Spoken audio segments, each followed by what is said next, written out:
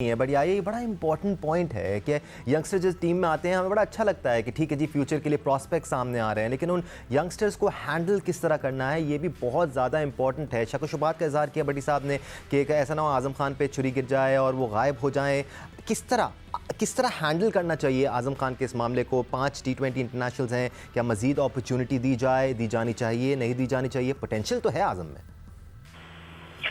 देखिए दानिश, छुरी चलने की जहाँ तक बात है वो तो चलेगी, और उसकी बुनियादी वजह यह है कि जब आप परफॉर्मेंस करके टीम में आते हैं तो ना परफॉर्मेंस करने पर आपको टीम में अपनी जगह खाली भी करनी पड़ेगी।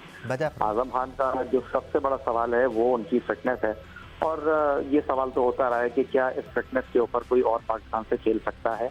आप उसका जवाब दे सकते हैं। अभी जो पहले मैंने आपको जवाब दिया था, मैंने फिर आपसे ये कहा कि 25 गेंदों पर फखर जमान ने आज 50 रन की इनिंग खेली। मेरा आप तमाम जितने भी श्रोता हैं उनसे एक सीधा सवाल है कि अगर फखर जमान 17 ओवर तक बैटिंग करते तो क्या पाकिस्तान मैच जीतता या यही नतीजा होता? तो अब इस बारे में आपको बड़ी संजीदगी के साथ सोचने की जरूरत है।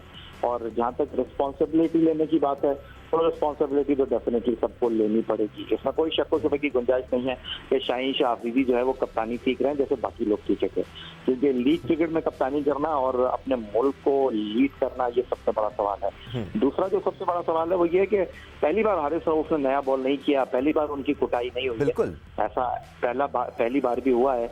और दूसरा जो सबसे बड़ा मसला है कि नई बॉल से हमारा बॉलर कौन है ये आज तक हम डिसाइड कर ही नहीं पाए।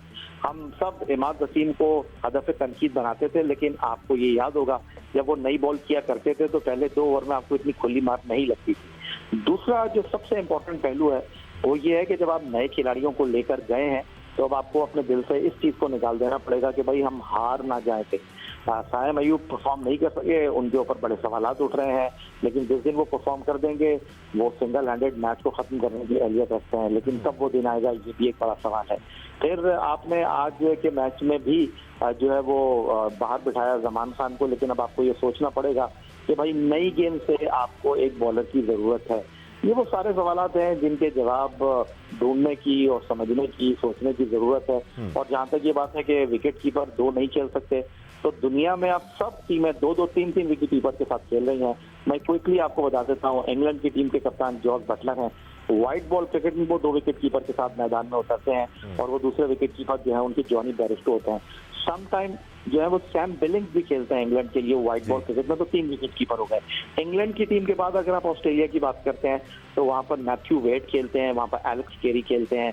फिर इंडिया की अगर आप बात करें केएल राहुल भी खेलते हैं, ईशान किशन भी आपको खेलते हुए दिखाई दिए हैं। तो अब मसला ये है कि हमारे पास जितने भी तेज खेलने वाले व्हाइट बॉल क्रिकेट में है वो सारे टॉप ऑर्डर में खेलने वाले हैं। और आपको पता है कि व्हाइट बॉल क्रिकेट में जो टॉप ऑर्डर में खेलता है वो विकेट कीपिंग करता है, लेकिन हार के बाद आपको अपने आप को बचाना इतना आसान होता नहीं है। तो सबको मौका मिला है, परफॉर्म नहीं करेंगे तो आपको जगह खाली करनी पड़ेगी।